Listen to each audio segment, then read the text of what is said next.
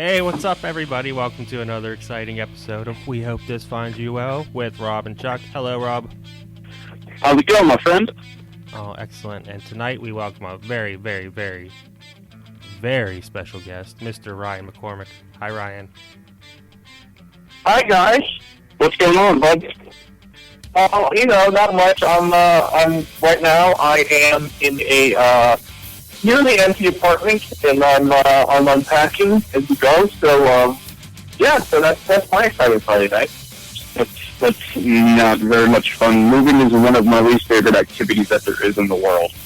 Oh, dude, it's horrible. It's absolutely horrible. I haven't done this long after I forgot what a moving television. I've done it so many freaking times in my life. My family, we moved a shit ton growing up, and then, since becoming an adult, I've moved a bunch, and then we moved the whole fucking way down here, and we were like, oh, cool. We live down here now in Texas. Let's go ahead and move one more time.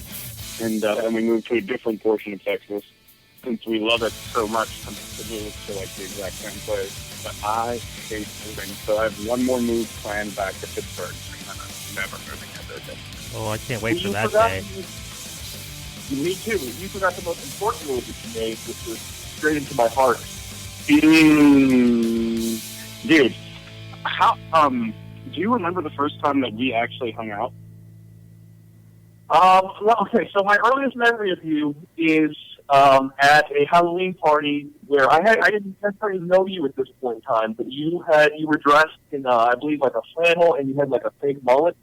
Yeah, and I was just remembered your costume. But I don't know if you actually spoke that night or not. I think we may have, because if I remember correctly, you're obviously dressed as a chick. I think you had blonde hair that year. I believe you had blonde curly hair that year. It was my mom. Yeah, dude, you really pulled it the fuck off. I'll tell you that much. Yeah. Those curls and those brows on fleek, buddy. Holy shit. Yeah. You've been doing that since fucking day one. These basic ass bitches don't know what the fuck it's about, Ryan McCormick.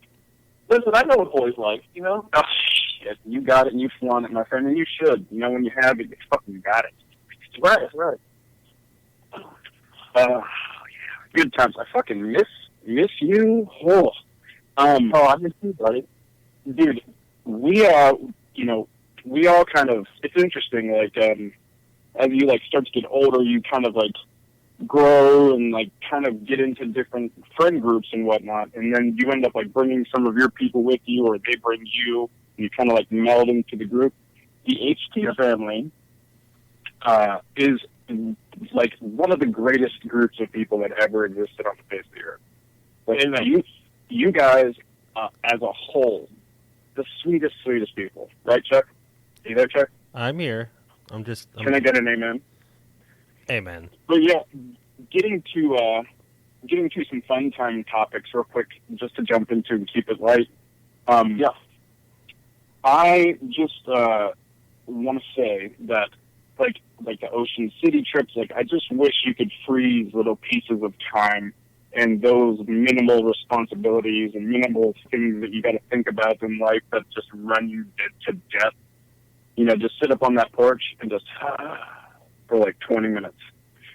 It would be awesome. I actually have the Kite Loft, or whatever the name of that place is, the Kite Store. I have their webpage saved on my phone, and sometimes I just go and look and watch the weird lobster and think of certain folks tripping balls, watching the thing not cut down the kite. It's good times. Oh, simpler times too. For sure. Getting older has its perks, aches and pains, and ibuprofen. Yeah. Social Security, that osteo. My fingers are turning.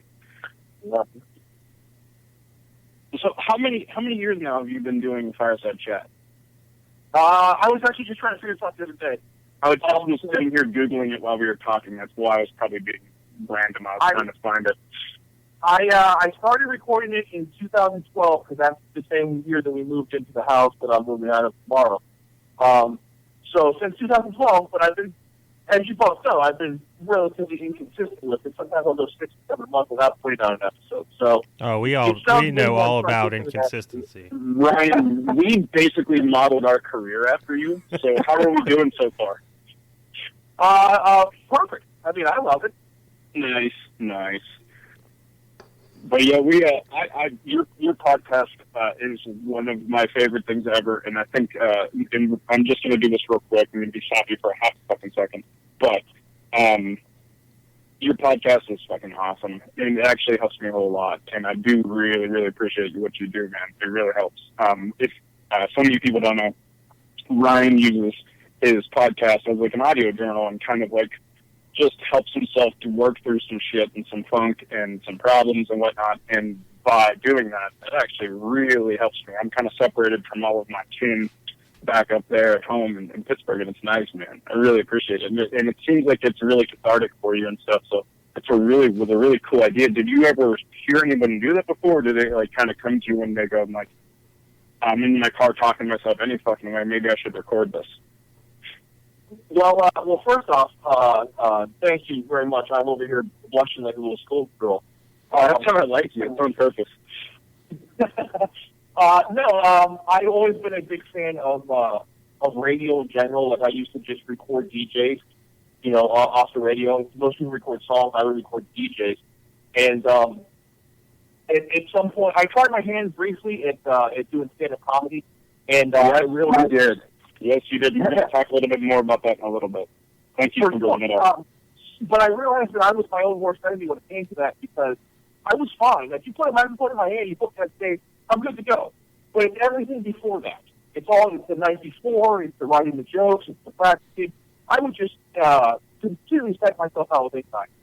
And so I figured out that the easier way for me to do it is just to talk. And like you said, I would have these conversations with myself all the time anyhow, and I felt slightly less like a crazy person. Right, absolutely. For other people to hear, and you're right, it has become, listen, I've been drunk in therapy all day, every day, and I'm in therapy, but I found that recording this podcast like this, like an audio journal of just my thoughts or whatever, has been the best form of therapy for me. And when I hear people like you, who I have a great amount of respect and love for, say things like that, it really makes me feel like, okay, all right, I'm doing something good. Because I put out an episode, and then I spend the next at least 48 hours minimum, sometimes longer, analyzing it, thinking about it, thinking, oh, should I have said that? Oh, my God, what if this person hears that? Oh, my God, what does this person think of me? I just overthink everything. So when I hear people like you saying stuff like that, I really can't tell you how much it means to me because it really makes it seem like, okay, I'm not so crazy, and at least someone gives a shit and is touching someone out there. Yeah, that's what it's doing, man, and I appreciate that. And awesome. Well, you know what? That's the thing too. Listening to you, who's such an open book, it makes me feel less crazy. Like, oh, other people have have thoughts like this. It's refreshing, the honesty, and also that's awesome to hear. I really like when I started the show.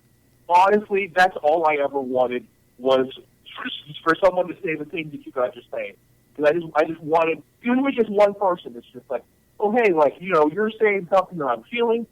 You can make me feel a little less crazy. That just makes me. That makes it all worth it. That makes just.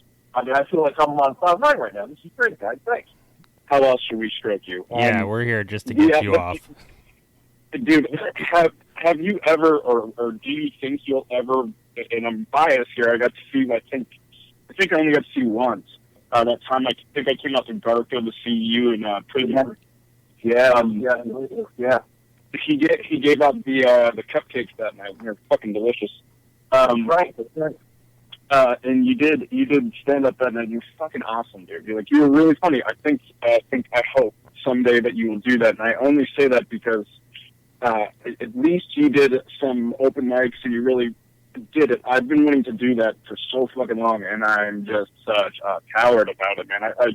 There is unfortunately I live like almost an hour away from the city, So there's no open mics anywhere near where I live, and it would actually take like legitimate fucking hustle to do that. It's just kind of like that's a whole lot of hustle if I'm gonna maybe suck at this. It's like, and like you were saying, the amount of hustle that you really need to put into that, it's like, oh yeah, I don't know if I have that kind of drive for that. Right. You are one of the funniest people that I know. And the thing about you is you're talking about Ocean City. You're a great storyteller, because one of my fondest memories of Ocean City is sitting on that balcony with you and you telling stories about growing up and just some of the crazy shit you found yourself in.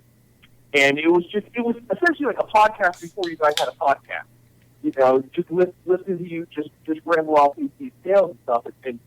And I would tell you this. If anyone listening, if you've ever thought about doing stand-up, or you're like, oh, you know, maybe I should, fucking do it, man.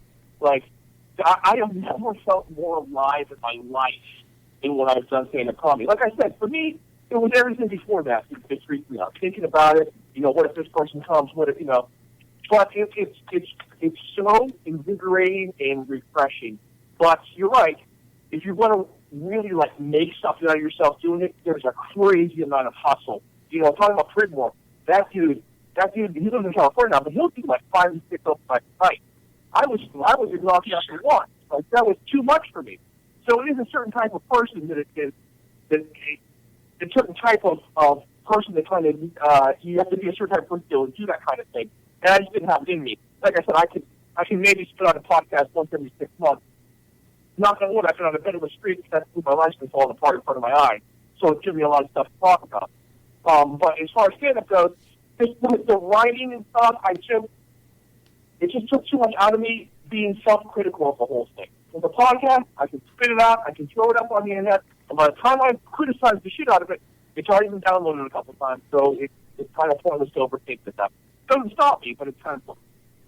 Well, if you ever get into stand-up again, I recommend using the Dave open trunk story, because I was dying hearing that. Thank you very much.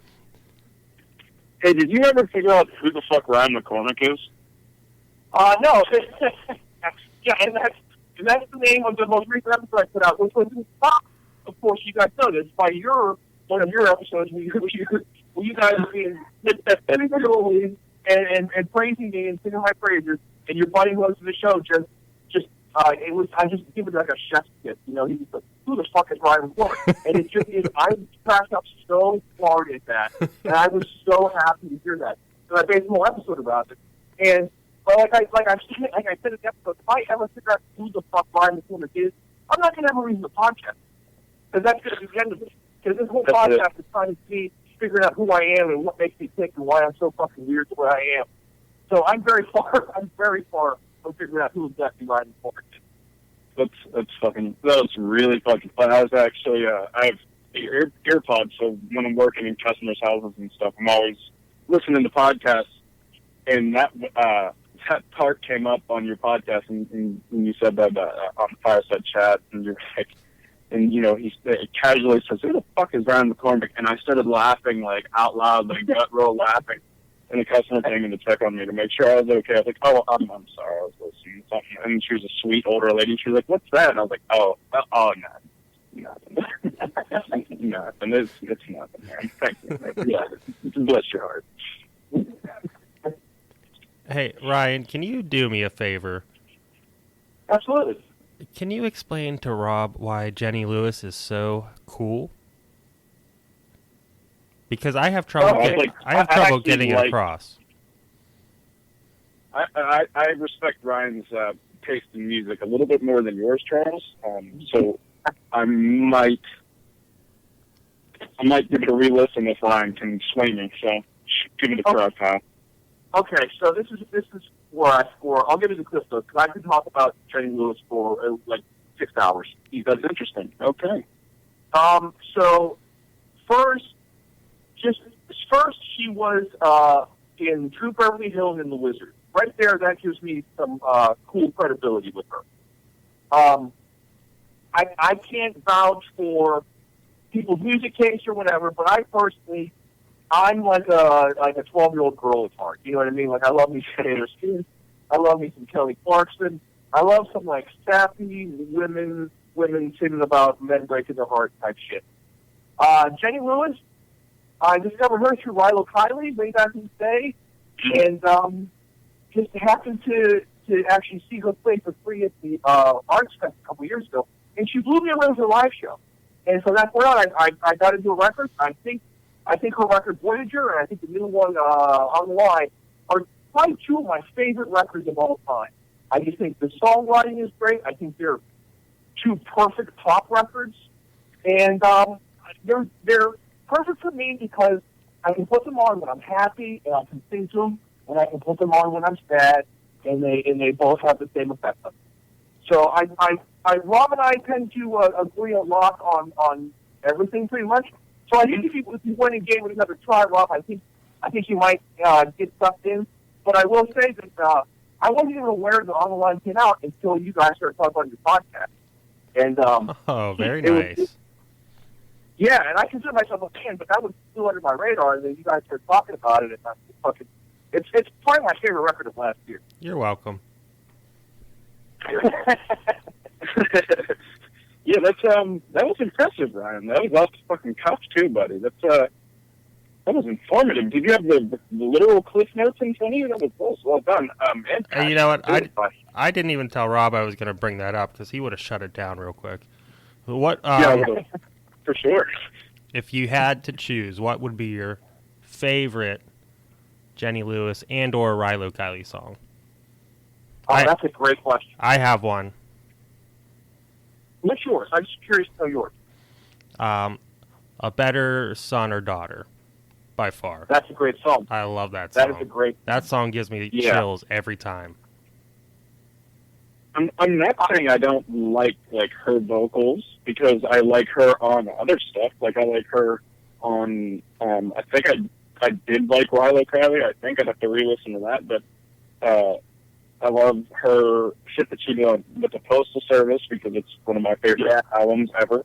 I'll give it a re-listen simply just on the on the back of your suggestion there. So fine, I'll try again. Basically, if you're not completely sold on Rilo Kiley, the other bonus to it is the other kind of lead singer songwriter of the band was Pinsky from Salute Your Shorts, if anyone gets that reference. But no fucking way. Really? Yeah. No. On Rilo Kiley or on Rilo Kiley? Yeah, they're the two main kind of creative forces behind that band. Yeah, they were Hollywood childhood friends. That's how it started. Fuck, I'm taken back. That's fucking crazy. Yeah, I just googled a picture. That's absolutely positive. He has more vocals in the earlier stuff, like Takeoffs and Landings. But he has a couple songs on Execution too. So very good. I'll give this a re-listen. Fucking right, you will. So I'm not saying I'm gonna like it. I'm just saying I'm gonna give it a re-listen. And that's all you can do. That's all. Give it a try. I think for me, Jenny Lewis, each kind of rotation of the CD, my favorite song changes. Right now, I'm really hooked on, from the new record, I'm really hooked on Head, Center, Roll, Kathy. I think Rilo Kiley, I went through a phase where I would only listen to portions of Foxes just on repeat over and over again. So I'd go with those as my favorite. I just must be totally uninformed in the whole subject here. That's a lot of good praise from you, Ryan, so I might have to give it a re-listen. It's worth a shot. I'd be curious to hear if you go back and listen to it with kind of an open mind. I'd be curious to hear your opinion on it. Well, let's see. Let's give it a listen. See if these fucking antidepressants are working. Let's see if I dig it. Fuck yeah. Rilo Kiley. Pinsky. Holy fucking shit. That's crazy. I love Salute Your Shorts. There's some super quality, probably not quality if we went back and rewatched it, television shows that were on Nickelodeon in like the late 80s, early 90s. Roundhouse, remember that shit? just gonna say Roundhouse. I used to love Roundhouse. Roundhouse was the shit. That was the little white kids in the neighborhood could watch something that had kind of a hip hop vibe to it. I have no idea. All that. I have no idea what Roundhouse is. Oh, you're missing out, sir. Describe it, Ryan. Roundhouse was kind of a faster-paced Saturday Night Live for like 90s kids. It was like a nice mix of a half-hour nice mix of sketches and musical numbers. And the only thing that really kind of sticks out to me is I just remember there was a recurring character of the dad who was constantly on the toilet, and the toilet was like moving around. Yeah. So he would be mobile on the toilet. He would appear in different sketches. I'm pretty sure a lot of the episodes are on YouTube, so definitely check that out too. Roundhouse. That was a good one.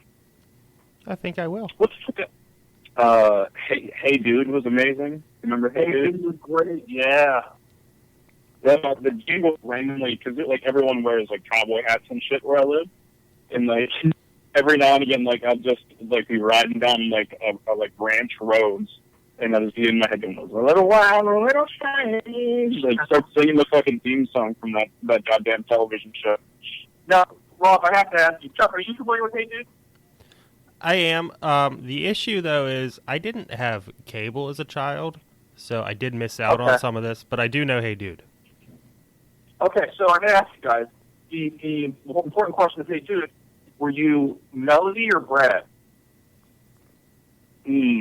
That's a tough question. Yeah. I don't... Wait, which one was Brad? I don't know which is which. Brad was the brunette. Brad was the brunette. Or Melody. Probably going to go... Blonde who later became married to Ben Stiller in real life. Oh, no, Melody. Absolutely Melody. See, I'm the Brad guy. You were a Brad guy? No, it was Melody, all day Melody. Chuck, where do you land on this? I don't know. I don't know. You didn't have cable. I didn't have cable either. But I would go stay with my cousins a lot. During my parents would work or what have you. I would go stay with my grandma or my cousins or something. I would get to watch it. It was fucking awesome. Here's the thing. Or when we go visit grandma. I guess I told a white lie because I've seen Hey Dude. I guess I'm not familiar with it. I've seen it though. Okay, that's fair. Well, I mean, if you would go back and watch it I'm sure. I didn't know there was trash. I didn't know there was going to be a pop quiz immediately following, so I failed. Well, there's always a pop quiz. God damn it. That's my bad. Were you a Double Dare or a Family Double Dare? Oh, Double Dare, straight up. I mean, I like Family Double Dare. If I have to pick, I'd go just regular Double Dare. It's Double Dare. It's definitely just Double Dare. Get the fuck out of here. All right. Well, here's a great question: Mark Summers or Summer Sanders? No, it's Mark Summers. Him and all of the OCD. I want all of it. I mean, I agree with Rob and Mark Summers, but my God, I have a thing for Summer Sanders. What was the goddamn name of the show that she was on? Yeah, with that bald guy. I know what you're talking about. I can't think of the name of it, though. But I figure it out. Figure it out? What's it, Figure It Out? Figure It Out. It was like the categories, and like it was like a game show, but they still got slimed because it was on Nickelodeon. And you had to figure it out. Yeah, you had to figure it out. I remember her being in something like, wasn't it some kind of like beach, the set was like a beach or some sort? Or am I thinking of something different? I don't know, but I think I would like your show better. I don't know. Yeah, well, that's why I think I'm so obsessed with her. I just remember her being in a bathing suit the whole time. No. I just instantly thought of the girl from King of Queens when she was on Saved by the Bell. Yeah, The beach season. Yes. She was like the owner's daughter or some shit. Oh, where they worked at the clubhouse, yeah. Yeah. That was some good shit. There was some intense drama in that. Oh, so serious. I haven't really gone back and rewatched Saved by the Bell as a grown up. I wonder if it still works. You know. I have gone back and watched it. It works. It does hold up. I was just gonna say it works at least for the nostalgia factor. Yeah. But there's a great YouTube show called Zach Morris's Trash, which is like yeah, I've seen it. Yeah, and they're like only a couple minutes long, but it basically breaks down every Saved by the Bell episode and how Zach Morris is a horrible human being throughout it. So it kind of puts it in a whole different light. Oh, I gotta check that shit out. That sounds awesome. Yeah, it's pretty great. It's really terrible. I'm such like an uneducated yinzer. We went to Mexico, my wife and myself, and we decided to go to Tulum, to see the ruins and shit while we were there, like typical gringos. And we went. It was like 10 million fucking degrees outside, and it was fucking awesome. And we're standing in front of this like ruin of a temple, and it's beautiful. And I love history, so I'm like all interested in what the tour guide person is saying. And all I could think is, Olmec was cooler looking. Do you remember the Legends of Hidden Temple? Oh yeah. Oh, yeah, that's right. That was a great game show. With Olmec or whatever the fuck his name was. The guy that would talk. One time when we had a beer Olympics at Powerhouse, my partner was the living legend himself, Dominic Yossi, and we were the Orange Iguanas. We got a bronze medal. That's right, so. You guys were the Orange Iguanas. Yes, we were. I think I got second or first place. I don't remember that evening very well, but I have a picture of me and you and Dom holding a trophy. I don't think a lot of us remember that evening very well, but I did come in third, so. Ryan, did you happen to show up that evening? I don't recall. I did not, but I'm going to bring this back around full circle. Dominic Yossi, he and his sister Teresa were contestants on Family Double Dare. No way. Get out of time. Yeah. Can we find that on YouTube? I need to see that. Chuck, go on our Twitter and tweet them and make them just thirst and put them on blast. Fuck it. That's amazing. I did not know that. Yeah. No, the great part about it is when they tell the story, like, they talk about it like it's just like, I went to the grocery store today. Like, oh, yeah, we were on Family Double Dare. No, Charlie. You don't just brush over that. You. That's a big thing. That's a huge deal. Get them on the show, Chuck. Get them on the fucking show. Yeah, both of them. Both of them. Go to them. Bring the headphones. We'll get some new mics from Amazon. Other mics. That's crazy. That's fun facts that somehow you miss. You would think that would have came across with all the years drinking alcohol together and talking shit. Right. Fun. Wow. So that just shows you how much other interesting stuff we all talk about. That one didn't even make the cut. Like, there was so much other shit going on. The clown story and shit. Right. We all need to hear that again. Do you know how many times a day I hear in my head is, my dad's head is right there, and I'm like, time to ring the bell, baby. That comes up in my fucking head all the fucking time. Yes, me too.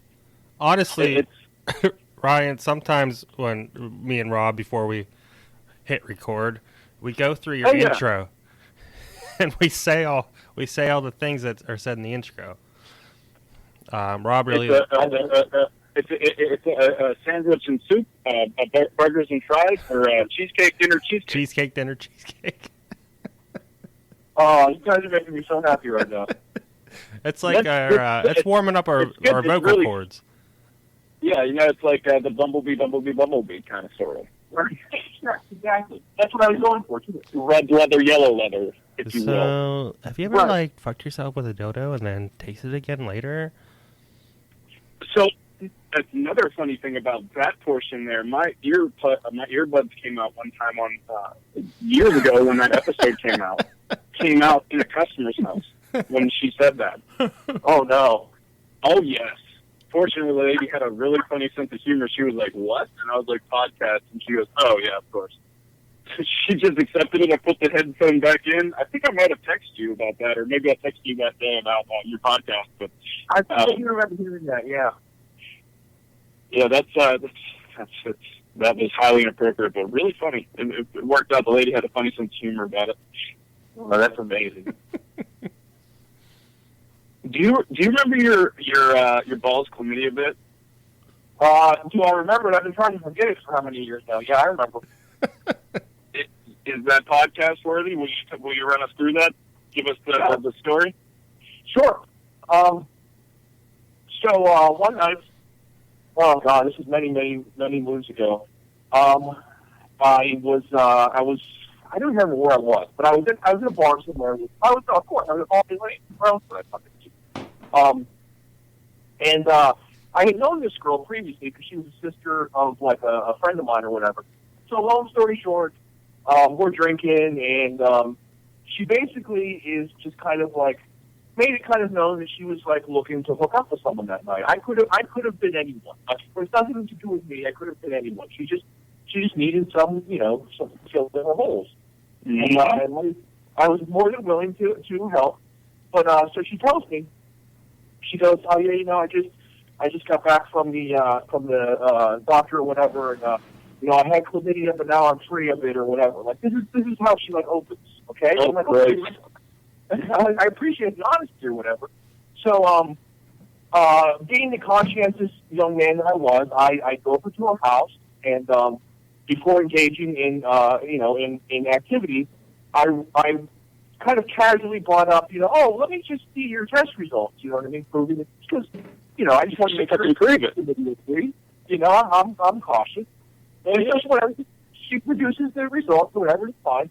So we get down to business, and I take off her pants, and there appears to be okay. So I don't know if you guys experienced this, but I in my high school, whenever we were having sex ed in like 10th, 11th grade, they brought out these little rubber testicles. Was this only in Franklin, or did you guys have this too? Charlie, we were probably in the same class, I would assume. I don't remember thinking anything like that. I don't recall that either, but you should describe it in detail. Hold on, let me take my pants off. So they were these little little red rubber testicles, and basically they were telling you like how to check for cancer, and so like of course it's a bunch of like teenage boys, so we're like slapping each other on the face with them, you know what I mean, like just sure. fucking guys. But the reason I bring that up is when I took her pants off, she had what appeared to be two little rubber testicles attached to her vagina. Right? Now I'm not rude, so I wasn't going to be like, oh, what is this? Like I didn't order this, like what is this? I didn't know anything like that were easy. Yeah, right. Right. So I just kind of took one for the team, and I did my business or whatever, and as you should. As I should, right? Because I look at my face. Like I'm not going to turn on anyone to have sex with me. I'm going to take this opportunity. I don't know what I'm going to get it again. So I immediately did it, and I immediately felt the shame and confusion of like what was that attachment. So I go to the bar where everyone was hanging out, and I walk in and I tell the story to HP, and I won't say who it was, but one of our close friends goes, "Oh, I know that. I've seen that before. Yeah, that's nothing. That's just a large fit or whatever." I said, "Okay." I was like, "Well, thank you. I feel a little better about it now." But so she got to loving the name of balls chlamydia, and so this became a legend around our group of friends, HP. So one night, this was like many months later. Everyone knows the story of balls chlamydia. So one night, she comes into the bar that we're at. And she's on the board or whatever, and she's like, "I need a ride home. I need a ride home." And I was like, "Oh God." She's like, "Oh, I'll basically I'm a section you to give me a ride home." And I was like, "No, I've been down that road. I'm good." But there was a friend of ours were there, and they were like, "You need to get a picture of the balls." Oh, Jesus Christ! And then someone, I don't remember how much it was. I think it was only $5. And someone offered me money if I could get a picture of it. So, like the true gentleman I am, well, you can't turn that down. I took her in my car, and I was like, "Hey, I'll take you home, but we got to stop and do something real quick first." Okay? So she thinks I'm going to have sex. I'm not. Instead, and I'm not proud of any of this, by the way, but, most good stories we're not proud of anyway, like in reality. I'm pulled into the McDonald's parking lot, Holiday Park, and I said, "Okay, real quick, I need you to get out of the car and take off the pants." Okay? The car cost her a little hard. She didn't even flinch. She was like, "Oh, okay." Like I just had asked her, to tie her shoe or something. Like, the most common thing to do. Hand me that straw. So she gets out of the car, and she, in my headlights, takes off her pants, and I take a picture of it, and I send it to our friend, and, whatever, I made my $5, whatever, but at least, so that was at least proving the legend. It was like taking a picture of Bigfoot. It was like proving the legend of false conditions. That's fucking insane. And all the friends were happy. They all paid up and did the right thing. You know our friends, of course. They couldn't have been happier than that. That's fucking magic. There's that whole group of friends. We're really lucky to have those guys because they all are some of the best storytellers of all time. Like, I could sit there and let Joe Saxton talk to me in just about anything for hours and just let it happen. And the emotion that he goes through and the passion he speaks in and stuff like that, it's so much fun. It's a really special group of people, yeah. Oh, for fucking sure. Charlie, there was something you wanted to bring up, wasn't there? Yeah, absolutely. Let's do that. Let's do it. Ryan, I wanted to talk to you a little bit about wrestling because I know you're a wrestling guy. Yeah, let's do it. Now, mind you, This is where I sit back and just chuckle. I apologize. I haven't watched wrestling since 2003, so I'm a little bit out of the loop here. But yeah, you're not missing much. I was curious as to maybe name your top 3 wrestlers of all time. Of all time? Yep. You give me yours. I'll give you mine. Okay, cool. So my number one is Bret Hart. Nice. I always loved Bret Hart mainly because when I was a kid growing up, he just seemed like the coolest guy to me, and mainly one of the reasons was he had a weird ritual at the beginning of every match where he would go out to the crowd and put his sunglasses on a kid. And I just thought that was so cool. And he's considered, as far as wrestling goes, he's considered one of the best, technically proficient, and he wrote probably the best, in my opinion, the best wrestling book as far as like honesty and insight and everything like that. My number 2 guy would be Ric Flair, I think, just because he's a nature boy and he's freaking awesome. I love that you can walk into any one building and woo. Yeah, exactly. The entire crowd will just instantly woo back to you no matter where you're at. He's one of the guys that transcends kind of into mainstream. And I think my third would probably have to be The Rock, because wrestling, movies, whatever, the man entertains me. And much like you guys were talking about your man crush and whatever, I could not agree more. Like, he's the most charming. He's hilarious. He just oozes charisma. He's everything a professional wrestler should be, as far as looks, as far as cutting promos, as far as bringing the crowd into it. So I'd say those are my top. I don't think anybody could ever work the mic as well as The Rock did in his heyday. Yeah. All right. So who are you? My number 1 all time is Sting. Oh, good call. Specifically, black and white, mysterious Sting. I'm talking. I was just going to ask you. The Raptors with the baseball bat in the face team. Yeah, I'm talking 1997 Starrcade beat the shit out of Hogan Sting. That's my dude. I loved him so much. You're just give that on VHS. Of course. That's probably my favorite pay-per-view of all time also. Okay, yeah. My number 2 guy is Jeff Hardy. Nice pick. I always loved high flyers, not fly highers. I always loved the high flyers. And when we used to do trampoline wrestling, the Swanton Bomb was my finishing move for sure. I was the one that did the finishing move on that trampoline. I think I killed it. Also, I don't know if you heard in one of our previous episodes, we went over the story where Rob tried to beat the shit out of me because I tried to grow some Jeff Hardy sideburns. Not you. I remember that. 2 pairs. Not proud of it. 2 pairs. What a dick. Stopping in the Air Force One. And Jeff Hardy is also the reason I initially started growing my hair long, because I just thought he was so cool. Oh, wow. Charlie was really hardcore, and I fell off at some point, probably around 7th or 8th grade. Okay. But I was a little bit more than a casual observer from early childhood on. I was a huge WCW fan, like the early Sting shit with all the loud colors, the bleach blonde hair. Yeah. I'm sorry, I interrupted you. That was rude. No, it's quite all right, Robert. Don't you worry about it. I apologize. My number 3 guy is Chris Jericho. You know, I almost put him as my number 3. That's a great pick. I think he just makes the perfect heel because just the way he antagonizes people. Yeah.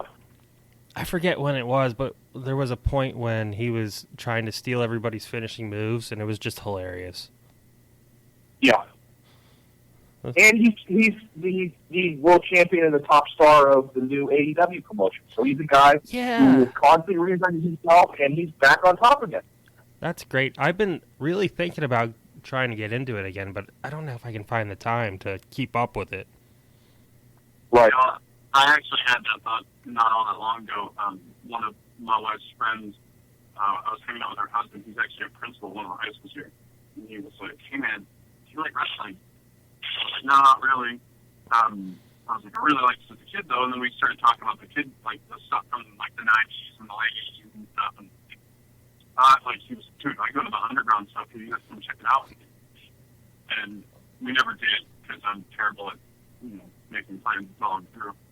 But and then I actually have been thinking about watching it again. It always was a whole lot of fun. Yeah. Just that when I started watching like UFC and stuff and Pride and all that shit when I was in like early high school, it stopped me from watching that because it's just hard to watch. Yeah, for sure. Charles, I interrupted you again, didn't I? No, I think I was done. I was just... My top 3 would probably be Rey Mysterio. I loved anything that was like luchador. I always kind of liked as a kid. Yeah. I really enjoyed, like I said, early Sting. The era Chuck you're talking about is definitely fucking rad as shit too. That was probably cooler, but I have that more attachment to it because of being a little dude. I remember like do you remember they were probably like, I don't know, maybe like 8 or 9 inches tall, and they were rubber from like the late 80s. I remember playing with those, like the little fighters, or like action figures, or the kid, like Roddy Piper. And yeah, the old LJN figures, yeah, sure. They like didn't move though. They kind of fucking sucked. I remember my dog took the nose off of one. It was like Roddy Piper. The fuck was the deep thing? Not Flying Brian Coleman, but he was another like. I can't think of the guy's name. He had like long hair, kind of like Palomalo-esque. He jumped off the top rope for what do you call his flyers? Was he in WCW? I believe so. No idea. I'm not sure. I can't think. But yeah, so it probably, I also The Rock, obviously, would be the third. Right. And then honorable mention, El Parca. Yes. Randomly, we were in Mexico. We've actually gone a few times. It's really a short trip from Texas, obviously, so it's super fucking cheap to go down there. And just like it's funny to watch TV because like half of it is dubbed to Spanish, and all the time when I'm down there, there's luchador shit on TV. It's fucking awesome. I don't understand at all what's happening, and like randomly a little person will come out of left field and shit, and it's all kind of crazy. But you got that like Sabado voice going on all the time. It's fucking bad. So, were you a big fan of the Latino World Order, Rob? Yes, I for sure was. That was wasn't it like Eddie Guerrero? Conan. What was what's the dude that had like all the piercings and shit? Prince Albert? No, but I do remember that guy. He was. As soon as you said that, I laughed in my head, and then all I could think of was Val Venus also. Yeah. Hello, ladies. Hello, ladies. She got really weird for a little while. I recently saw, I don't know who it was. It kind of looked like it's kind of a random person. But you remember Don Fry? Oh yeah. Oh yeah. From early Pride days, early UFC. Who was the professional wrestler that kind of looked like him? He had like the 70s mustache and shit. Either way, it was a gift. And this wrestler, it was obviously like Japanese pro wrestling, and the dude like grabbed this dude by the dick, and the guy like flipped him with his dick somehow. You're talking about Joey Ryan. Oh, that's a person, a real person? That wasn't just a gift. I love this. Tell me more. Yeah.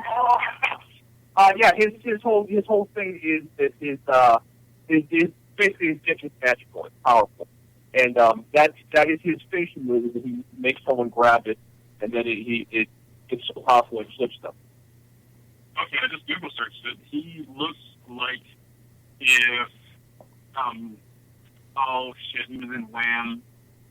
Fucking that guy's name. George Michael. He looks like if George Michael would be a gay porn star as well. That is an excellent description. Yes. This dude is insane. It also kind of looks like Brutus the Barber Beefcake. Yes. But way too much fur. That's fucking funny. So that's he's active currently. Oh yeah, he's like probably one of the top guys on the kind of independent scene. Yeah. That's excellent. That is fucking excellent. Good for him. Good for him. How the hell do you come across that as your what do you call it? Like your storyline or what have you? That's a guy. He's a guy who's been kind of a journeyman for many years. He's kind of been well known on the kind of West Coast independent circuit, and he's tried a variety of different gimmicks. And he got a short stint in Impact Wrestling, where he was kind of doing this gimmick where he comes out and rubs baby oil all over himself. That kind of evolved into how can he be more creepier and get more kind of people booing him, and then somehow he just lucked upon the idea of having this kind of all-powerful, cock. So, more power to him. I can't imagine backstage the first time he's like, all right, listen. You're going to take the falls time. All right, I'm going to shoulder bump you. You're going to go off the ropes, and then you're not going to be able to help yourself. You're just going to have to grab me by my dick. Right. The guy's like, all right. I'm going to grab me by the fucking what, dude? No. Trust me, bro. I got this fucking shit. You're going to grab me by the dick, and then I'm going to flip you with my dick. And then you're going to lose, obviously. Who gets to be the, what's the guy called? How do you sell that?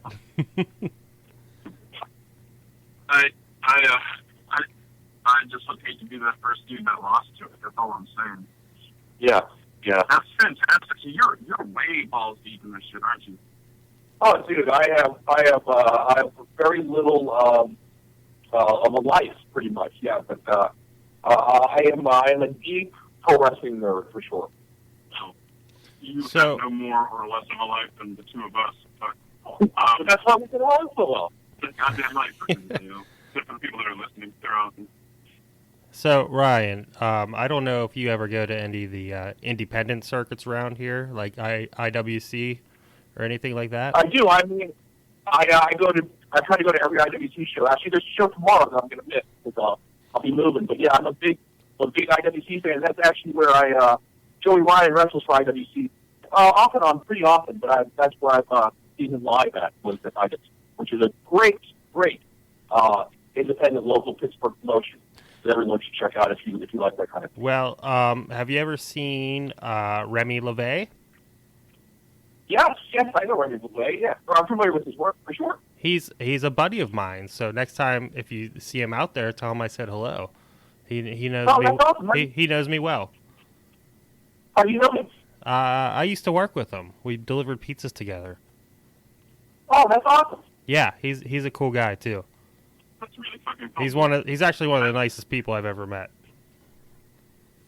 That's really cool because his gimmick is that he's kind of like evil, kind of. He's one of the faction called the Culmination. Right. Kind of evil, almost satanic kind of group. So that I love it whenever like the bad guys turn out to be like the nice guys. Oh my God, he's a sweetheart. Right. That's awesome. Weren't you work? You used to work with that person, Chuck? What's that, Rob? Is that a person you used to work with? Yeah, we delivered pizzas at Gino's together. I think he still works there, actually. Is that the dude that was in that metal band for a very long time? That is correct. You know him also. Well, I don't really know him. I know of him. But I know his band was freaking awesome. Who was it? The Line My Burial, right? Yeah, and he's a very talented musician as well. That's really cool. Wow. Really cool. I always thought it would be awesome to go to like one of those. I don't know even if it really exists, but like, do you remember in that movie it might have been early 2000s? There was a guy from Varsity Blues and I can't think of it. Oh God damn it! He was in Scream, I believe. Are you talking about Ready to Rumble? Ready to Rumble. Yeah, David Arquette. David Arquette. That camp that he goes to, I think would be so much fun to go to.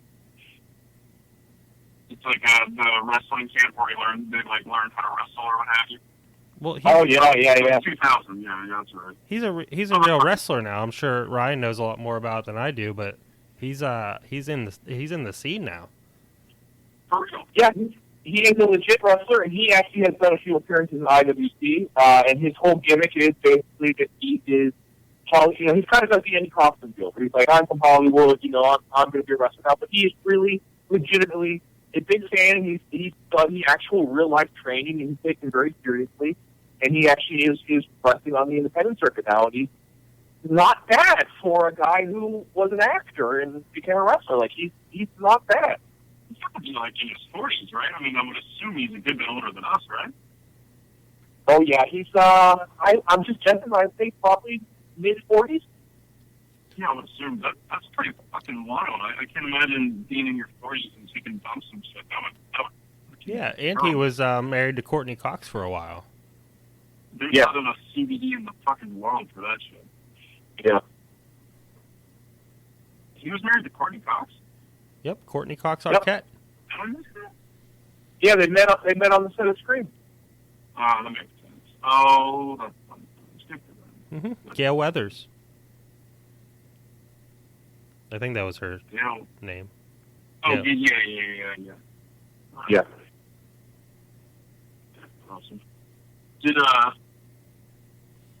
you guys want to do a couple Mary of Kills? Yes. Fuck yeah. Absolutely. Fuck yes. Actually, I thought of a couple other things to talk about. One other thing to talk about real quick. Mm-hmm. Ryan, we're all in our 30s, creeping toward our 40s. What do you think the most embarrassing thing that you've done in public since you've been in your 30s? Like the 20s, I've messed some shit up. I really fucked around. But what about in your 30s? Wow, that's a great question.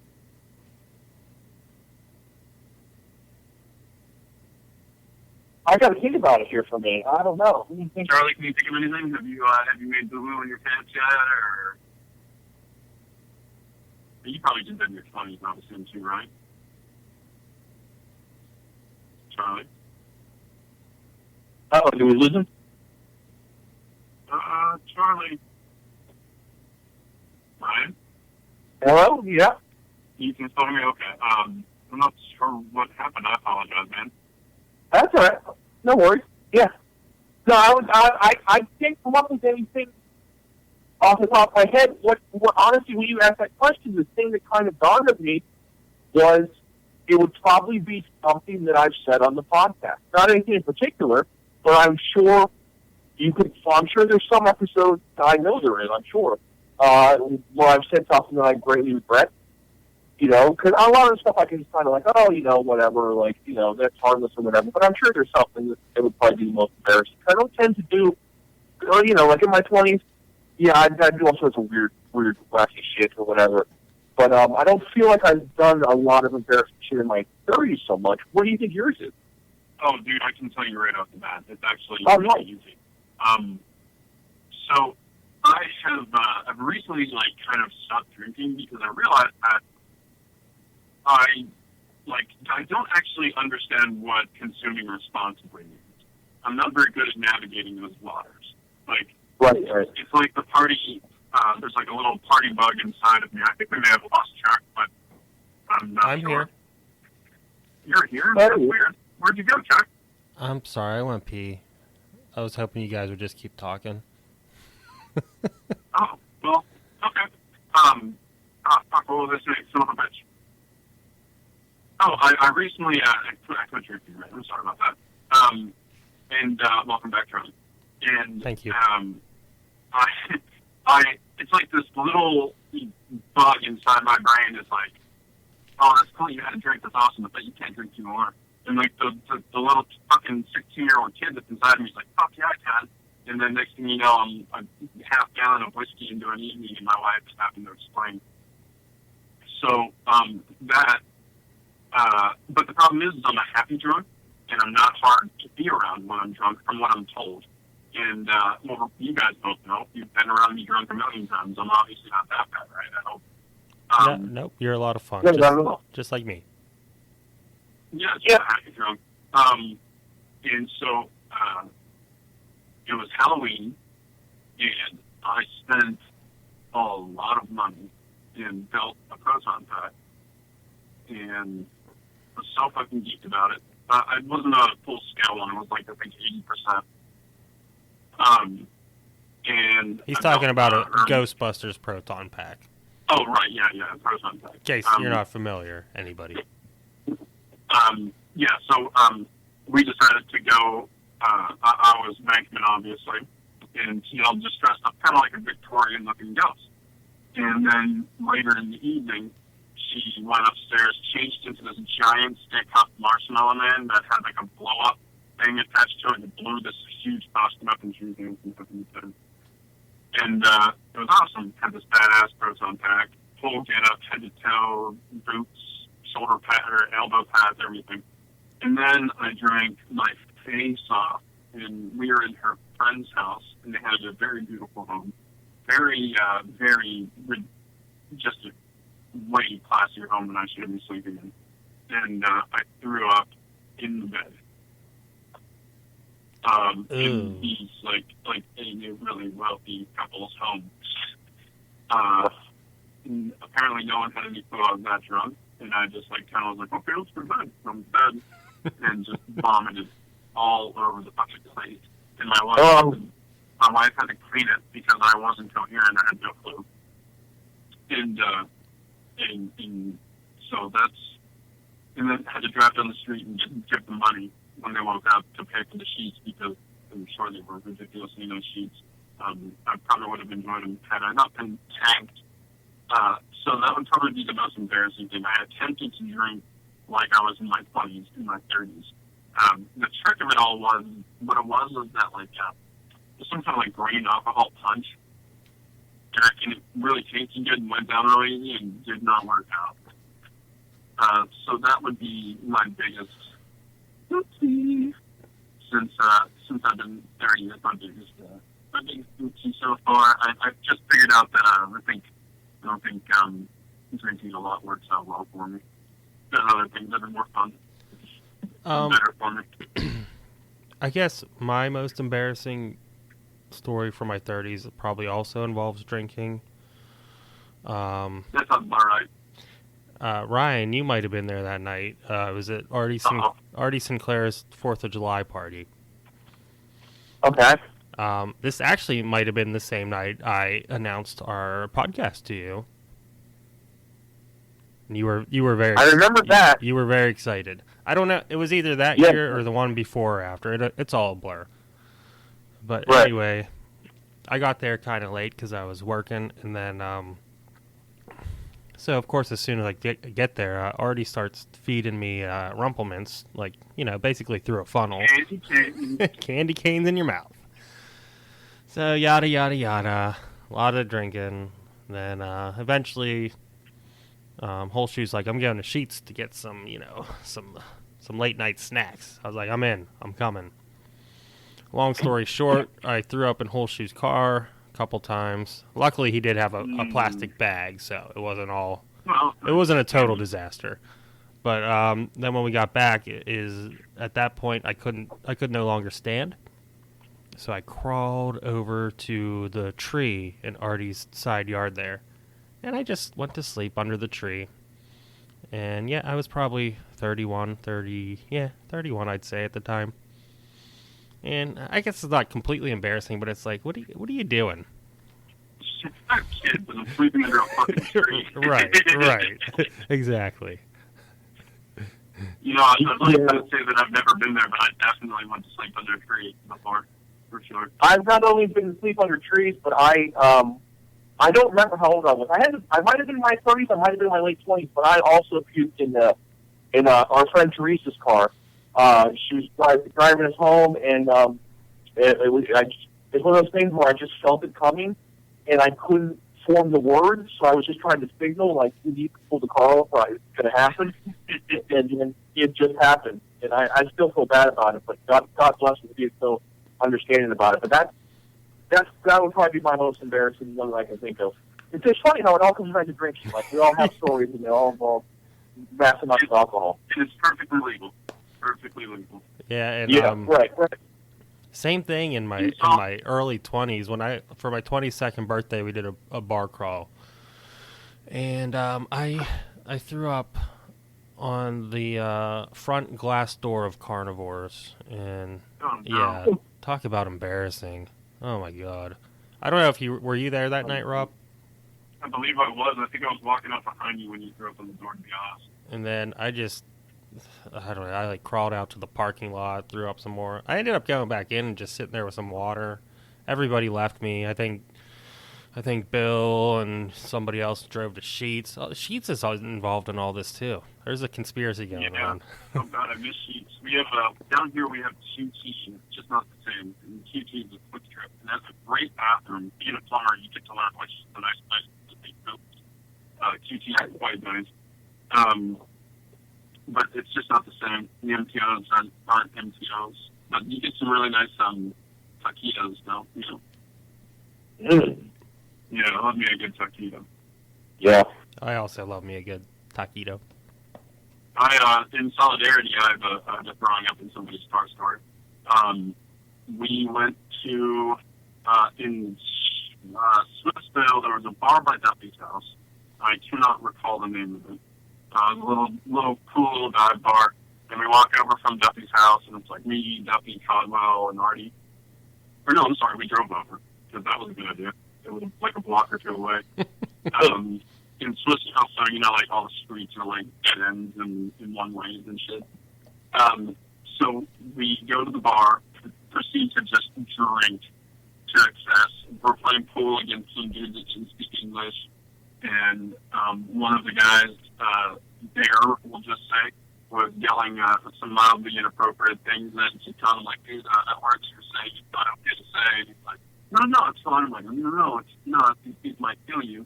Not because of anything other than the fact that you're just being a dumbass right now. And so then the bartender was drinking with me and kept giving me shots. I drank so much. And I was having a great time, and I didn't realize that I was as inebriated as I was. And we all get into Artie's car. He was sober, we'll say. And we drove back, and we're laughing and like singing along. I believe he was playing Gaslight Anthem, because I believe the 59 Sound just came out recently at that point. Oh, what a great album. Great album. That's one of my favorites. I thank Duffy a lot for turning me on to those guys. That's so good. With that, on a positive note, here comes the negative note. I was laughing. And have you ever had a puke just sneak up on you? Like a ghost puke, like out of nowhere? Sure. Oh, yeah. I guess technically this isn't out of nowhere, like, at all, but I was laughing, and then I looked at Artie, and I just went, "No!" And he was like, "No!" And, like, put his hand up to stop the puke. And I believe it went that way, at least, because I was pretty drunk. And this was, like, a block away from Codwell's house. And we were going to Codwell's house, and and I threw up out the door, and I believe I caused Jed to puke. By the way, Jed was with us, like, now that I realize that. Yeah, it was a good time. Threw up all over the place in his car, though. It felt terrible. And the girl that I was dating at the time, unfortunately, had to clean it. And Codwell, I was pretty overweight at the time, and Codwell was nice enough to give me his smallest T-shirt to wear. That was really cool of him. It was, I believe it was a medium, and I was like 260 pounds at the time. I felt like I deserved it, though. I stood outside. It was winter. I'm like, I deserve this. Can I have a cigarette, please? You know you're at a good bar when the bartender is drinking with you. That's exactly what I was thinking, yeah. It's always a sign of this is either going to go awesome or real bad. Yeah. Like down here, either way, that's a fine line there. That's a good time. I'm glad I don't drink like that anymore. My body does not handle it. It's like as soon as I hit 30, my body was like, "Oh, that's cute. You're gonna do that. We're gonna feel that for a few days," and I get the worst hangovers now. Yeah, it just gets worse and worse. Yep, Charlie. Did you see while you were gone urinating? By the way, all you have to say is I'm gonna pee. Right, I realized that now. I didn't want to interrupt though. How strange is that you ruined the podcast? You ruined a good surprise on you. Okay, let's do some Mary Fuck Kills. Wait, what did I miss? Oh, nothing. What are you gonna know about? Yeah, that's true. It's not like this is important, fucker. What? Okay. First Mary Fuck Kill. Why? Wait. First, wait. It's Fuck Mary Kill, Rob. You're saying it wrong. Dude, I have dyslexia. Thanks for pointing that out. That was real cool of you. Yeah. Well, I'm here to help. Thank you. I'm gonna go cry now. It's Fuck Mary Kill, really? That's what I meant. Aunt Becky, the early years. Aunt Becky, Wake Up San Francisco, or Aunt Becky, inmate number 597211. Can I just fuck all of them? No, you certainly can. I heard recently she got a trainer to, like, literally, like the movie Get Hard with Will Ferrell and Kevin Hart. Like, I heard she literally got a trainer. I'm not sure if it was on your podcast or one of the other ones that I listened to, but how fucking insane is that? So, well, I didn't know that, so look at my podcast, but I have now got hard now that I know that. Yeah, dude. She apparently, and I totally could be could literally be making this up off of someone else's makeup, but why not? Let's just fucking run with it. No one's listening, and if they are, they're not going to be Googling it. I heard she got a trainer to, like, kind of get her ready for prison. Because she's going to jail for paying off people and lying and whatnot to get her kid into to college. Right. Couldn't she just watch Orange is the New Black? Completely. What's that? I said, couldn't she just watch Orange is the New Black and just be ready to go after that? You know, I watched about 5 to 8 minutes of that show, and it had so much dialogue. I was like, this isn't worth it. I turned it off. And just, I didn't think it was going to go the way I thought. It's not enough. No, I'm just kidding. It was a pretty good show. I watched probably about 6 or 7 episodes of it. Orange is the New Black, but I think she literally got somebody to fucking kind of get her ready. Maybe teach her how to make some shanks or how to make pizza out of Doritos and ramen and shit. How to make really good toilet wine. She's not going to go without her fucking Chardonnay and shit. So of course not. Why should she? Do you think she'll end up in the prison in Goodfellas? Oh, God, we really hope. I fucking hope so. They should do a reality show. Give her a couple GoPros and just put it in there. I'd watch that shit. It's fucking hilarious. Hell yeah! Today we're gonna make toilet wine with Aunt Becky. I think she's probably going to spend time in more of a Pablo Escobar type of prison. Yeah, it'll be more like a resort. How long was she sentenced for? I'm not 100% sure. You got a Google answer in front of you. Yeah, I'm not gonna do that. All right, So it's not worth it. So anyway, the lineup is the early years, wake up San Francisco business suit, or jail, orange jumpsuit. All right, easy. I'm gonna go first, if that's all right. Yes, you are.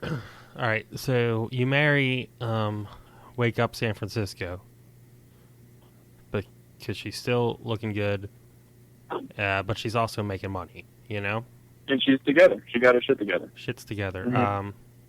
You fuck early years, and you kill prison because she's just down the wrong path. You don't want none of that. I feel different drastically. Let's hear it. You clearly married Wake Up San Francisco. You obviously kill the early years because young people are annoying, and you absolutely fucked inmate version because she ain't getting it tonight, so she might be like real happy to get it, and that'd be cool. Interesting. Ryan? Well, though I love Rob's logic, I have to go chunk on this one. And I'm disappointed that what you guys failed to mention was you marry Wake Up San Francisco for sure, but you do that because there's a chance that, the marriage, the flame goes out a little bit, a couple years in, and then you pivot to get Uncle Jesse. True story. That's what it all comes back to. Danny Tanner the whole time. I was thinking, the camera pans up. You give Danny Tanner a handy, that's like so excited about this morning in San Francisco. But I think that's probably a better move. You're right though. Jesse's a better move. Yeah, I mean, Jesse's like the unicorn. You know what I mean? You can have Danny Tanner, but you got to work for Jesse to top. If he could just sing "Forever" to me one time, that would be all I need in life. Exactly. All right, what's next, Rob? Okay, so the next one is going to be Gavin Rossdale of Bush fame, Rob Thomas of Matchbox 20, or my favorite here, John Popper of Blues Traveler.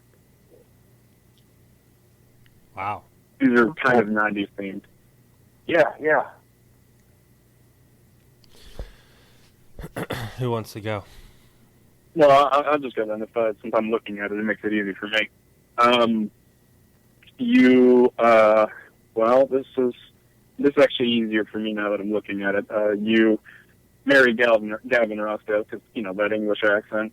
And maybe, you get to hang out with Gwen Stefani on baby day. And don't they have a baby together, Chuck? Yeah, they have 3 of them. I knew you'd know that. But if we're being fair, I didn't really dig his music that much. You kill, for sure, Rob Thomas. And you marry John Popper. Wow. I just want to say that right now, somewhere, Paul McGinty is crying based on that response. Well, I think he's. I'm sorry to hear that because I love Paul McGinty. He loves Matchbox 20, doesn't he? I think he's gonna like. Sure does. I think he's gonna like mine better. I have to kill. I'm sorry, Paul. I have to kill Gavin. I'll be a sin. Simply because he stole Gwen from me. Like, she was lined up for me, and you saw what happened. It just wasn't right. So I did. He's just dead. Right out from underneath you. And I'm gonna marry Rob Thomas. I think he is a very talented songwriter, and the other guy, Blues Traveler guy. He's just too sloppy for me, so I'm gonna. Oh, come on! But how he played that juice harp there, dude? Come on, man. I'm just gonna fuck him and get it over with. Fair enough. Chubby chaser. Okay, I am going to kill John Popper and I'm going to fuck Gavin Rossdale because I feel like he's too much of a bad boy. I can't marry him, so I'll take just one night of intense gay passion with him.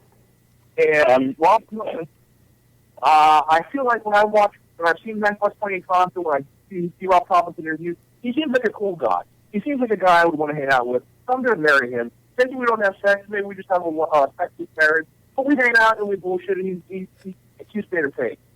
So that's, that's you know, I have to say that I don't mind him or the music. I'm just not a huge fan. However, he was in an episode of Always Sunny in Philadelphia, so he was in it with Sinbad, which makes it even cooler. So yeah, he gets my respect for sure. So he gets all my respect on his name. Yeah, sure, right. All right, Jennifer Love Hewitt. Oh. Wendy from Wonder Years. Winnie? Winnie, I'm sorry. I was thinking of Wendy Peppercorn from The Sandlot. My bad. I fucked her name up. Yeah, Winnie Cooper from the Wonder Years. Or, oh shit. Hang on one second. Sorry. Oh, 1990s Drew Barrymore. Wow. Oh, wow. Wow. I knew that would fuck your world up, Chuck, so. Oh. It really did. I thought I was set. So to go down again, Jennifer Love Hewitt, Winnie Cooper, and I made sure they were random because it made it fun.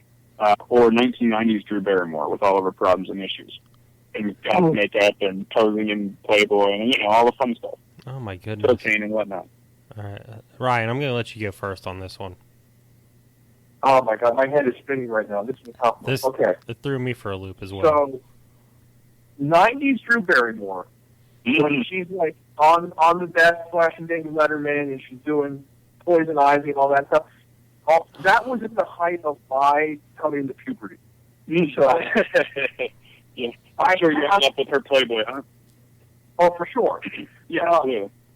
I have, and also this is a little bit of a fun, no one should ever know this fact about me, but there was a made-for-TV movie on Sci-Fi called Doppelganger, which is basically like it's Drew Barrymore, she has an evil twin or whatever, and I would beat my dick like it owed me money to that movie. And there's it's a sci-fi TV movie, so there's no kids. It was like silk stocking style, like, silhouette like song, but I loved it because I love Drew Barrymore.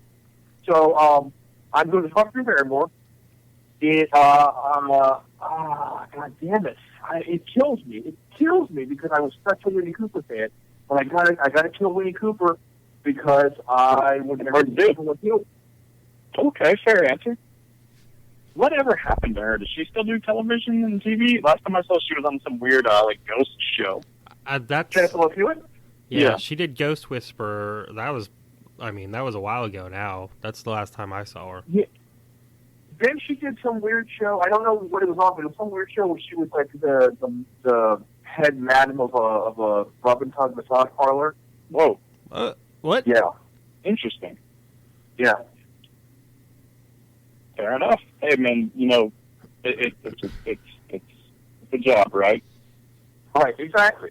All right, Rob, Somebody's what's your do choice on this, Rob? This just like Ryan said, it's a fucking tough call. It's a tough fucking call.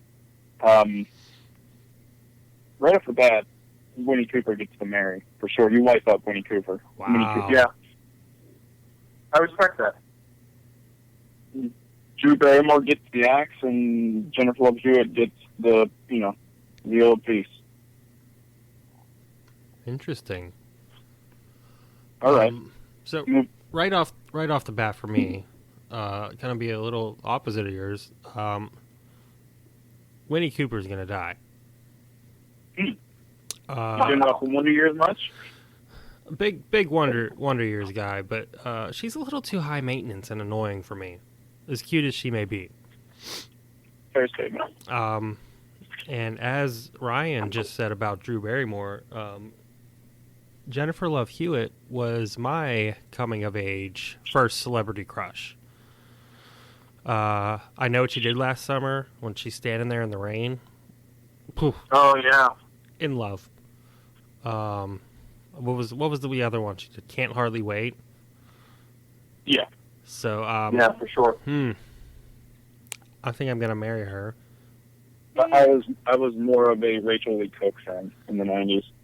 Oh, great call. So then, obviously, at that point, Drew Barrymore gets the fuck. She doesn't get wiped up, huh? Nah, not this time. Not the 90s. Whatever happened to Rachel Lee Cook? Is she still around? No, I have no clue. Last I saw her in was like Josie and the Pussycats.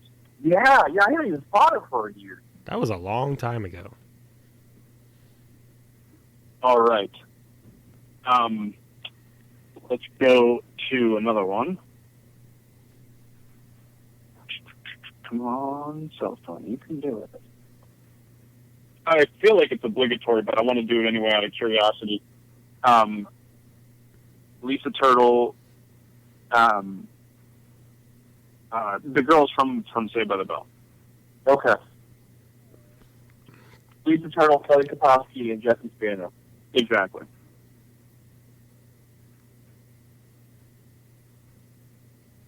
Anyone? I'll jump in here. This is pretty easy for me. I've given this one a lot of thought many times. I'm marrying Kelly Kapowski all the way. That's my ride or die. I'm going to kill Jesse Spano, and I'm going to fuck Lisa Turtle. Got you, Charlie. I'm gonna go kind of similar, but I'm gonna flip flop. Jesse gets the axe. Kelly gets the F, and Lisa gets the Mary. Yeah, I'm gonna ditto Charlie. I definitely was a Lisa Turtle fan, so that was she gets wiped up. She's just sure. she's just so classy. Ryder Strong. Who's you that? Remember that dude? Anybody? No. Oh yeah. Boy Meets World. Boy Meets World. He was the dude with the cool hair on Boy Meets World. Sean. Devin Sawa from Casper and Idle Hands. Yeah. Or JTT. Oh. Jonathan Taylor Thomas, Ryder Strong, or Devin Sawa. I was just talking about Idle Hands today, which is I love that movie. I love that movie too. I always loved his inhaler that was a bowl that hung from his neck in the movie. Yeah. Wait, was Rachel Lee Cook in that one, or was that just Alba? I think it was just Alba, wasn't it?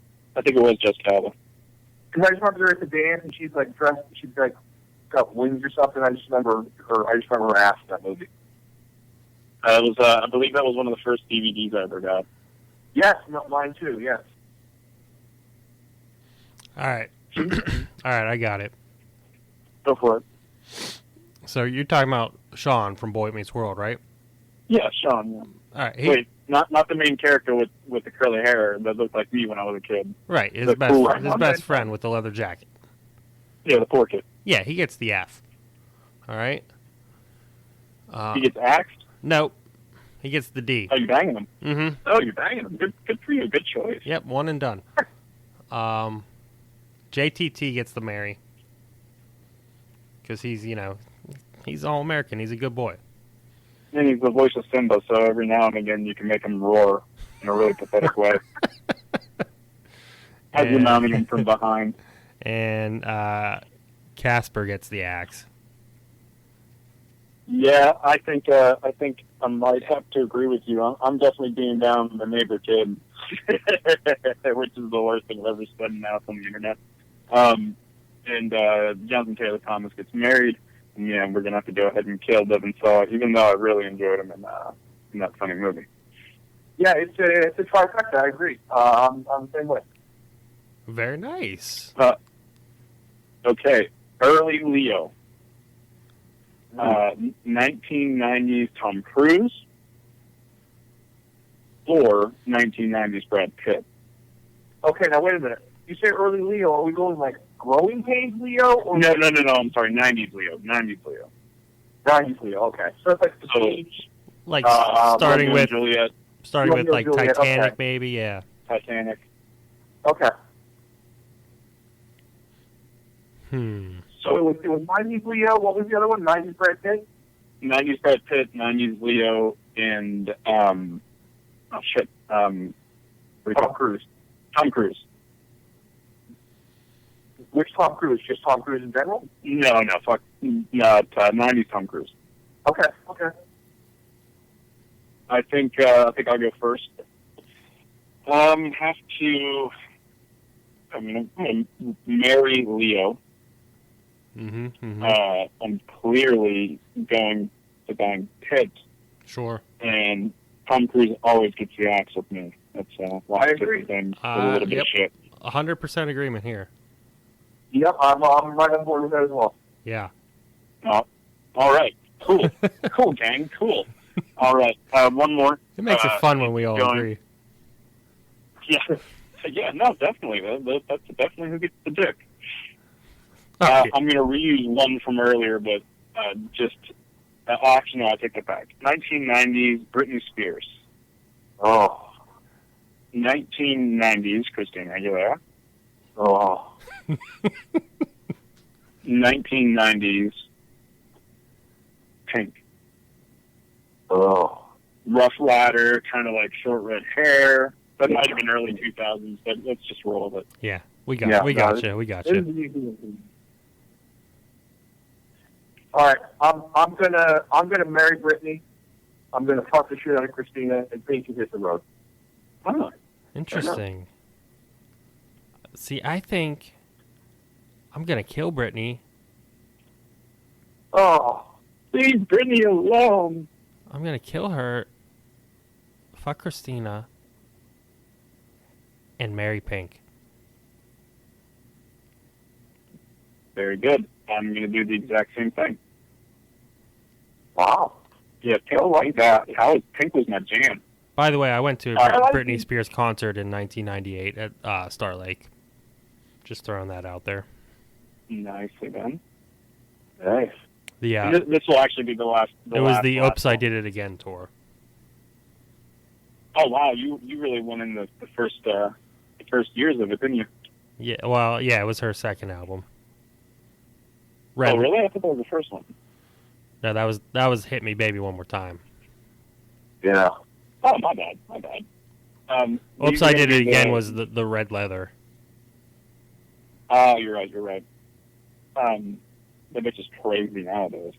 Last one, it's going to be Topanga. The nerdy redhead girl from the American Pie movies. And also How I Met Your Mother. Her name Allison Hannigan. Or Kimmy Gibbler. Oh, God. Wow. I feel like I gave you a really easy anchor there, but I'm curious about the first two. I don't know. This might be spinning me more than the Drew Barrymore. Really? This is tough. All right, I'm ready. I got it. You ready? Yep. Grimace, hit me with it. Okay, so based on the choices, this is hard, but I'm going to kill Topanga. No. I'm going. You can't do that.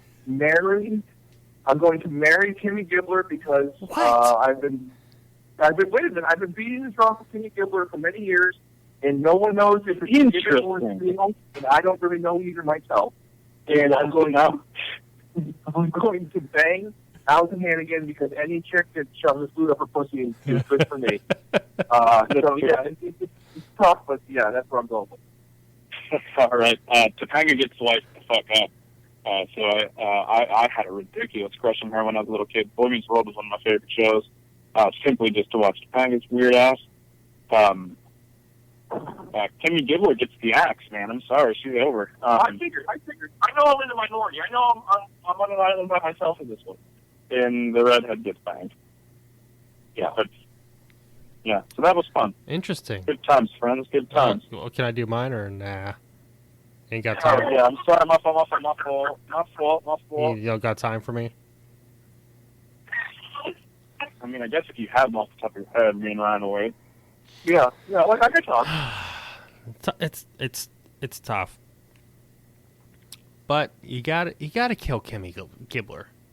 Right? Oh gosh, you're killing me. You have to kill her. As for Topanga and Allison, that's a tough one, huh? I was a big Buffy guy in my teenage years. Big Buffy guy. So that one, I never really got into that one too much. Yeah, me neither. Great show, fantastic show. In that regard, I heard it was. I was more of a what was the other witch show that was on at that point in time? Charmed. Sabrina? Charmed. Yeah. So and Sabrina was an honorable mention for sure. Anyway, in that regard, I'm gonna marry Allison Hannigan, and Topanga gets the D. Fair enough. Fair enough. Yeah. Love it. Great work, gentlemen. If I may call you that. Great work. Well, I think that's going to wrap it up, everybody. Thanks for listening. Be sure to check out a Fireside Chat. One of the best podcasts in the world. You know. Oh, thanks, buddy. But chances are, if you're listening to this, you already listened to that. So, thanks for listening. Check out all our social medias. Yeah, all that shit. Twitter, Facebook. You know where to find it. Same with Ryan and a Fireside Chat. We don't need to go over all that, but Well, actually, Ryan? What's your? Is it just under a Fireside Chat on what? It's on essentially everything, right? Stitcher, Apple. Yeah, I'm on pretty much anywhere you get podcasts. We should be available on. We're definitely on iTunes, definitely on Stitcher, and then there's so many different apps and stuff. But we should be on all of them. If you just search Fireside Chat, I should come up. Awesome. Thanks a lot for doing it, buddy. It really was a good time, and I can't wait to come up to Pittsburgh and do one of these live with both you guys again. That would be a lot of fun. Yeah, that'd be amazing. That'd be great. Thank you guys so much for having me on the show. I've been such a huge fan, and I love you guys know this. I love your show. I love the banter between you guys. I love I love how your friendship comes through in audio form. So the pleasure's been all mine to be a guest on here. Oh, no. That's The so pleasure sweet. was mine, I assure you. The honor is on the ours. tower right now. Yeah, man. Just I really appreciate it, buddy. Later, dudes. Hey, thanks for Good, listening. guys, thanks. I'm Chuck. I'm Ryan. And that's Ryan. I'm Ryan. He's Ryan. And we hope this finds you well. I'm actually also Ryan, for the record. Yeah.